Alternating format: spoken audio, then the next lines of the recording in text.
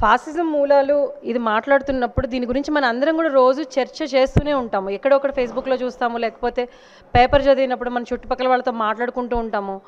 ఇది ఇప్పుడు గత 9-10 ఏళ్లగా ప్రతిరోజు మనకు సంబంధించిన సర్కిల్స్ అన్నిటిలోకి చర్చలో ఉంటున్న అంశమే. అయితే ఈ పుస్తకం తీసుకొచ్చినందుకు ఎందుకు ప్రత్యేకంగా కృతజ్ఞతలు చెప్పాలని నేను నిన్న చదివాను. ఈ పుస్తకాన్ని ఎందుకు కృతజ్ఞతలు చెప్పాలనిపించింది అంటే, మొట్టమొదట ఈ పుస్తకావిష్కరణ సభలో ఇంతమంది యంగ్స్టర్స్ కనిపించారు. బహుశా లెఫ్ట్ వింగ్ అవ్వడం వల్ల మాత్రమే, కార్యకర్తలు అవ్వడం మాత్రమే, నిర్మాణం అంటే తెలిసిన సంస్థలైన పార్టీ ఉండడం వల్ల మాత్రమే వచ్చారని అనుకుంటున్నాను. మీరు అందరూ చూసారా ఈ పుస్తకాన్ని, చదివారా? ఓకే, నేను ఎస్ఎఫ్ఐ నుంచి వచ్చాను. సో ఆ ఏజ్లో అక్కడికి వచ్చినప్పుడు అవతల వాళ్ళు మాట్లాడుతున్నప్పుడు ఎలా ఉంటారు, ఎలా వింటాము అనేది నా డేస్ గుర్తొస్తున్నాయి. అందుకని అడిగాను, ఈ ఫ్యాసిజం ఎక్కడి నుంచి పుట్టించిందని సార్ అడిగినప్పుడు సమాధానం ఏం చెప్తారని క్యూరియాసిటీతో విన్నాను. 25 ఏళ్ల జర్నీలో ఎక్కడి నుంచి ఎక్కడి దాకా ప్రయాణం చేసాం, నా తర్వాత తరం అని చూసుకునే వయసుకు వచ్చాను కాబట్టి చూస్తున్నాను.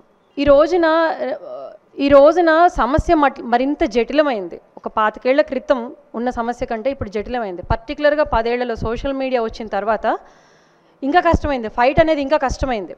మీరందరూ సోషల్ మీడియాలో ఉంటారా? మీరు ఏం గమనిస్తున్నారు? నిన్న మోడీ అనే వ్యక్తి, మన దేశ ప్రధానమంత్రి, ఒక సముద్రం ద్వారకా నగరానికి కిందకి వెళ్ళి ఆయన పూజలు చేసి వచ్చారు. సోషల్ మీడియాలో ఉన్న ఫ్యాసిజం వ్యతిరేకవాదులందరూ కూడా దేనిలో ఎంగేజ్ అయి ఉన్నారంటే దాని మీద మీమ్స్ చేయడంలో, దాన్ని ఒక జోక్ చేయడంలో బిజీగా ఉన్నాం మనం. దీనివల్ల ఏమవుతుందంటే మనం ఫైటింగ్ భూమిని వదిలేస్తున్నాం. మనం చేసే యుద్ధము ఒక ఎప్పుడు కూడా సర్కాజం ఒకటి, తర్వాత వాళ్ళ మీద అభ్యంతరం చెప్పే విధానం ఏదైతే ఒక సర్కాజం ఐరనీ విధానంలో మాట్లాడతామో అది చాలా ముఖ్యమైనది. కార్టూన్స్ అందుకే ఉన్నాయి. కానీ సిద్ధాంతపరంగా మాట్లాడాల్సిన విషయాలను కూడా మనం కామెడీ చేయడానికి అలవాటు పడ్డాం.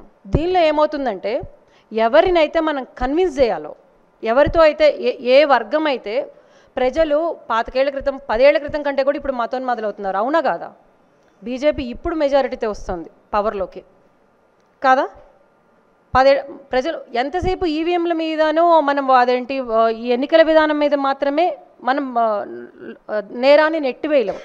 మన చుట్టూ ఉన్నవాళ్ళు, మన కుటుంబ సభ్యులు, మన స్నేహితులు, వాళ్ళ నోట్ల నుంచి మనం కమ్యూనల్ భావజాలని క్రిస్టల్ క్లియర్గా వింటున్నాం లేదా? పెరుగుతుంది, కమ్యూనలిజం పెరుగుతుంది. అది మనం అంగీకరించాల్సిన విషయం.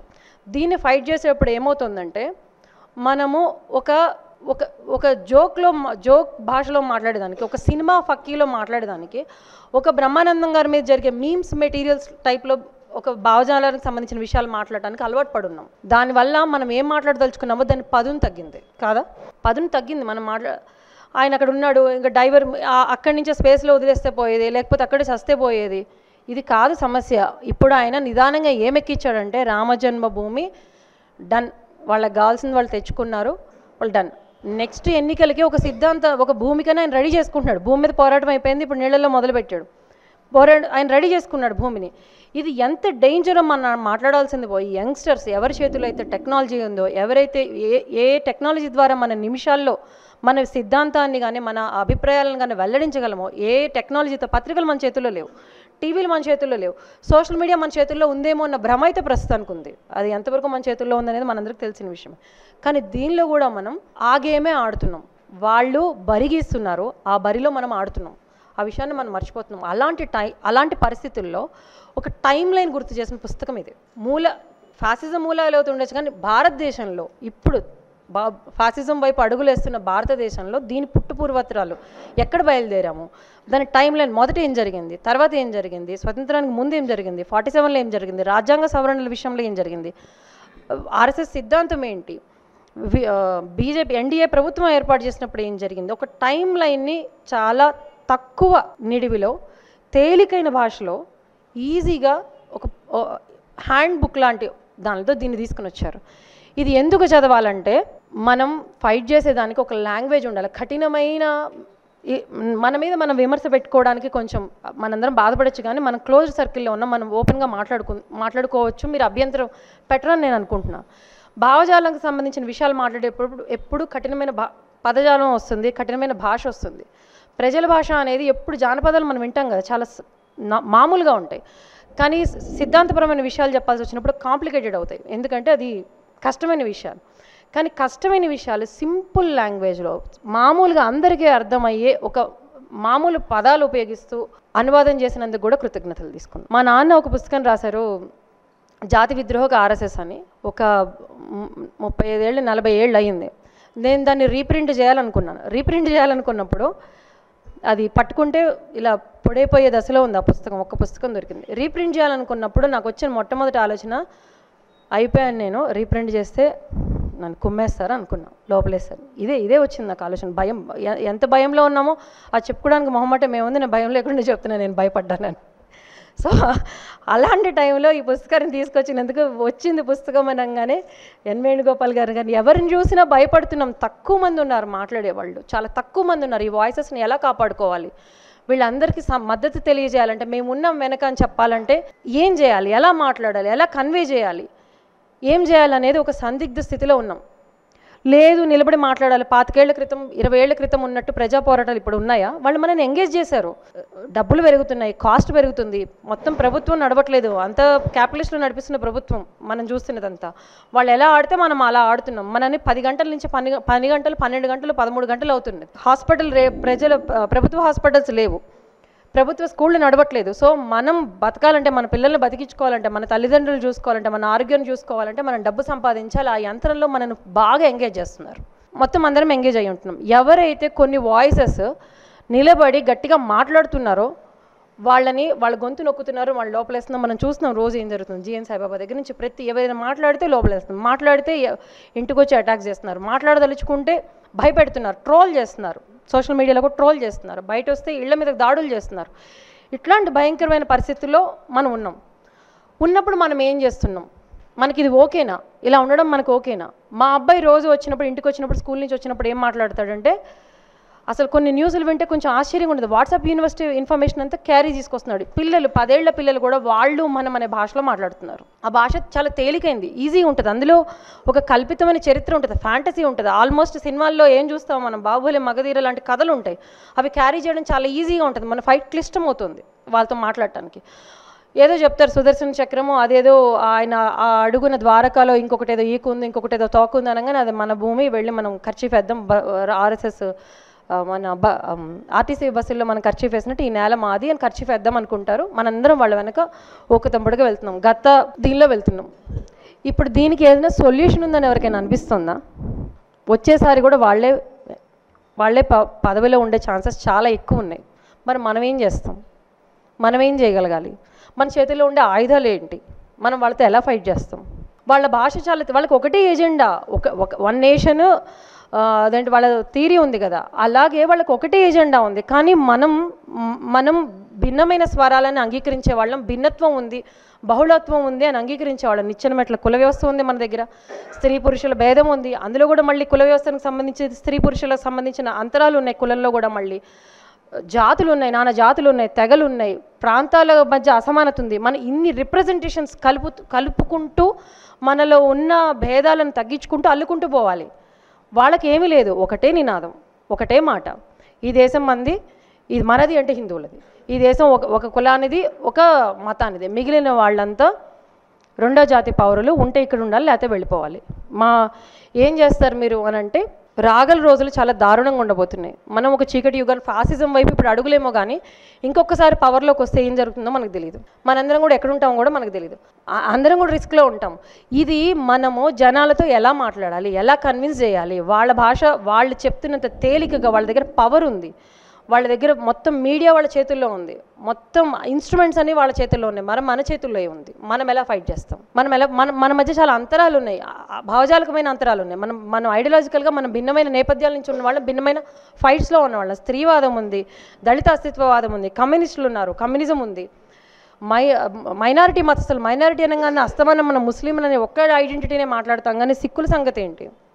మైనారిటీ ఇవి మనందరం కలుపుకుంటూ అల్లుకుంటూ మనకు పోవాలంటే మన ఉమ్మడి శత్రువు ఎవరు? ఈ దేశం యొక్క అస్తిత్వానికి, ప్రజల యొక్క సంక్షేమానికి, ప్రజలు అందరూ కలిసిమెలిసి ఉండడానికి ఉమ్మడి శత్రువు ఎవరు? వాళ్ళని ఎలా ఎదుర్కోవాలి? ఎక్కడ మనం విభేదాలను పక్కన పెట్టాలి? ఎక్కడ కలిసి పనిచేయగలుగుతామని ఏవైతే ప్రగతిశీల శక్తులు ఉన్నాయో అవన్నీ ఒక డైలాగ్ మెయింటైన్ చేసుకోవాలి మనం. ఆ డైలాగ్ మెయింటైన్ చేసుకోవడానికి మనకు ఒక కామన్ లాంగ్వేజ్ కావాలి. అలాంటి కామన్ లాంగ్వేజ్ ఇచ్చే ఇలాంటి పుస్తకాలను మన చేతిలో, ఇది మాత్రమే మనకు ఆయుధం, ఇలాంటివి మాత్రమే ఆయుధం, ఇంత సరళమైన భాష మాత్రమే మనకు ఆయుధం. ఇది తప్ప వేరే దారి లేదు వీటిని ఫైట్ చేయడానికి, వేరే దారి లేదు. టైం లైన్ మర్చిపోయి ట్రివియల్ గొడవల్లో పడి చిన్న మీమ్స్లో చిన్న దానిలో మోడీ, ఒకవేళ ఒక మాట అనుకుందాం, మోడీ లేకపోతే మన సమస్య తీరిపోయిందా? మన సమస్య మోడీ కాదు, మన సమస్య ఆర్ఎస్ఎస్, మన సమస్య హిందుత్వవాదం. ఈ దేశానికి ఏది వ్యతిరేకం? హిందుత్వం వ్యతిరేకం. ఈ దేశానికి ఏది వ్యతిరేకం? ఒక మతం మీద మాత్రమే రాజకీయాలు చేయాలనుకుంటున్న ఒక సంస్థ ఈ దేశం యొక్క ఐక్యతకు వ్యతిరేకం. దానిని వదిలిపెట్టి మనము దానిని పక్కన పెట్టి, మోడీ మీద యుద్ధం ముఖ్యమే, కానీ దానిని పక్కన పెట్టి ఎంతసేపు ఒక వ్యక్తిని చేస్తే రేపు ఆదిత్యనాథ్ వస్తాడు, ఓకేనా? మనకది పెనం మీద ఉంటాం, పొయ్యిలో ఉంటామా, మొత్తం బూడిదైపోతాం అనే పరిస్థితికి వస్తున్నాం మనం. కాబట్టి మనకి సమస్య మూలాలు అర్థం చేసుకోవడం, మూలాలు అర్థం చేసుకునే ఈ 1925 వచ్చే సంవత్సరానికి ఆర్ఎస్ఎస్ ఫామ్ అయ్యి 100 ఏళ్ళు అవుతుంది.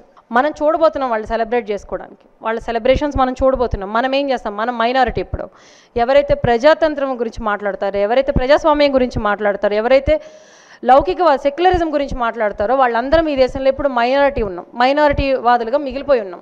మతం మాత్రమే కాదు, ప్రోగ్రెసివ్ శక్తులన్నీ కూడా ఇప్పుడు మైనారిటీ. మనం యాక్షన్ ప్లాన్లోకి దిగినంత కాలం, మనం సంఘటితం కానంత కాలం, మనం ఒక వ్యక్తి మీద కనుక దాడి జరిగినప్పుడు ఆ వ్యక్తికి సంబంధించిన ఫైటు, ఈ వ్యక్తితో నేను ఈ భావజాలంలో వ్యతిరేకంగా ఉన్నాను, అంగీకరించట్లేదు కాబట్టి ఈ వ్యక్తితో నాకు ఈ ఫలానా తగాదా ఉంది కాబట్టి ఈ మనిషికి ఈ విషయంలో నేను దూరంగా ఉంటాను అని అనుకున్నంతకాలం, కలిసి పోరాడనంతకాలం అంతే. మనం చూస్తున్నాం, మనం ఎవరినో ఒకళ్ళ మీద దాడి జరిగిందండి, మన సిటీలోనే ఒకళ్ళ మీద దాడి జరిగింది. మన సోషల్ మీడియాలో మనం ఏం చూస్తున్నాం?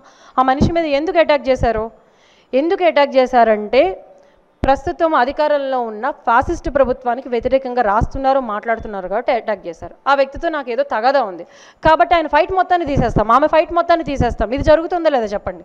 జరుగుతుందా లేదా? ఎవరైనా ఒక అమ్మాయి మాట్లాడుతుంది, ఒక అమ్మాయి గొంతు విప్పి నాకు ఈ సమస్య ఉంది, ఇతనితో ఇలాంటి సమస్య ఉంది, ఈ అభిప్రాయాన్ని నేను వ్యతిరేకిస్తున్నాను, ఈ మోడీ కావచ్చు, ఆర్ఎస్ఎస్ కావచ్చు, ఏ మతోన్మాదమైనా కావచ్చు, దేని మీదైనా ఒక అభిప్రాయం చెప్పింది. అభిప్రాయం చెప్పిన అమ్మాయి కులం బట్టి, అమ్మాయి రంగు బట్టి అటాక్ జరుగుతుంది. మిగిలిన వాళ్ళ మనం సైలెంట్గా ఉంటున్నామా లేదా? సోషల్ మీడియాలో మనందరం ఉంటున్నాం కదా, మనం సైలెంట్గా ఉంటున్నామా లేదా? మనకు ఆ అమ్మాయితో ఉన్న తగాదానో, ఆ అమ్మాయి గురించి వేరేమైనా మాట్లాడుతున్నామా లేదా? మనం ఒక చిల్లర తగాదాల్లో ఉంటున్నాం. మనం ఫైట్ చేస్తుంది ఒక మైటియర్ ఫోర్స్ ఉన్నప్పుడు మన ఎదురుకుండా ఉన్న శక్తులు అత్యంత ప్రభావితమైంది. వాళ్ళ చేతుల్లో సినిమా ఉంది, వాళ్ళ చేతుల్లో మీడియా ఉంది, వాళ్ళ చేతుల్లో ప్రభుత్వ సంస్థలు ఉన్నాయి, గవర్నమెంట్ రంగంలో పనిచేసే వాళ్ళందరిలోకి వాళ్ళు ఇన్ఫిల్ట్రేట్ అయ్యి ఉన్నారు, వాళ్ళ చేతుల్లో విద్యా వ్యవస్థలు ఉన్నాయి. ఇన్ని వాళ్ళ చేతుల్లో పెట్టుకొని మనము నీది రెండంచుల జాకెట్ ముక్క నీకు నచ్చితే 3 అంచుల జాకెట్ ముక్క నాకు నచ్చింది, నీకు తెలుపు నచ్చితే నాకు నలుపు నచ్చింది, నీకు నీలం నచ్చితే నాకు ఎరుపు నచ్చింది, మన తగాదాలో మనం ఉన్నాం. ఈ రోజున మన మేధస్సు అంతా దేని మీద పెడుతున్నామంటే నీలం రంగు, ఎరుపు రంగు, అంబేద్కర్ వాదం, కమ్యూనిజం దీనికి వ్యతిరేకమా, అనుకూలమా, మనం కలిసి వెళ్ళాలా, దీనికి వెళ్ళాలా? మనం కలిసి వెళ్ళాలి రా భయ్, మనం ఉమ్మడి శత్రువు కామన్. నువ్వు ఎక్కడి నుంచి పుట్టుకొనొచ్చో, ఏ కులం నుంచి పుట్టుకొచ్చో, ఏ మతం నుంచి పుట్టుకొచ్చో, ఏ ప్రాంతం నుంచి పుట్టుకొచ్చో కాదు, మనం ఐడియాలజికల్గా మనం వచ్చిన నేపథ్యం నుంచి మనకు భిన్నాభిప్రాయాలు ఉన్నప్పటికీ మనం ఈ దేశంలో సౌభ్రాతృత్వం కోరుకుంటున్నామా, ఈ దేశంలో ప్రతి ఒక్కరికి బతికే హక్కు ఉందని కోరుకుంటున్నామా, ఈ దేశంలో మూలవాసుల పట్ల జరుగుతున్న అన్యాయానికి మనం వ్యతిరేకంగా అనుకుంటున్నామా లేదా? ఈ పారామీటర్స్ ఫిట్ అయితే మనం ఎవరినైనా కలుపుకొని పోవాల్సిందే. కనీసం ఉమ్మడి శత్రువు మీద పోరాటం చేస్తున్నప్పుడు మనం అది పక్కన పెట్టాల్సిందే. ఎంతమంది రోడ్డు మీదకి వచ్చి ఈ రోజున అరెస్ట్లు అయ్యి రోడ్డు మీదకి వచ్చి ధర్నాలు చేసే వాతావరణం కూడా లేదు, ఇప్పుడు చాలా మటుకు లేదు. మాట్లాడితే తీసుకెళ్ళిపోతున్నారు. ఎంతమంది పిల్లలు ఏమైపోయారో, తెలంగాణ ఉద్యమంలో యాక్టివ్గా ఉన్న పిల్లలు ఏమైపోయారో చాలామంది అడ్రస్లు లేవు. చాలామంది ఈరోజు ఇక్కడ మాట్లాడుతున్న వాళ్ళు రేపు పొద్దున వాళ్ళ ఇంట్లో పోలీసు దాడులు జరగచ్చు, రేపు పొద్దున తీసుకుని వెళ్ళిపోవచ్చు, 3 గంటలకు 4 గంటలకు తీసుకెళ్ళిపోవచ్చు.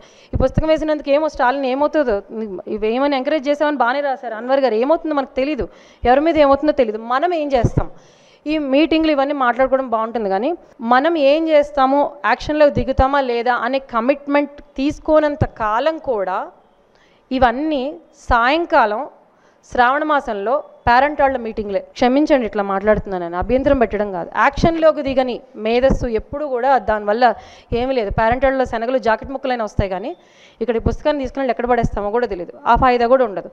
ఏం చదివామో అది ఎక్కడ మాట్లాడాలి, ఎలా మాట్లాడాలి, మాట్లాడుతున్నామా లేదా మన దీనిలో అని ఆలోచించుకోనంత కాలం, రిజల్ట్ ఓరియంటెడ్గా పనిచేయనంత కాలం, మనతో కామన్ శత్రువుని గుర్తించి ఎవరు వాళ్ళతో ఫైట్ చేస్తున్నారో వాళ్ళని ఆ విషయంలో కలుపుకుపోనంత కాలం భారతదేశము ఇప్పుడున్న వ్యవస్థ భవిష్యత్తులో ఇంకా రాబోయే 5 ఏళ్లలో ఇంకా కష్టకాలంలో వెళ్తుంది.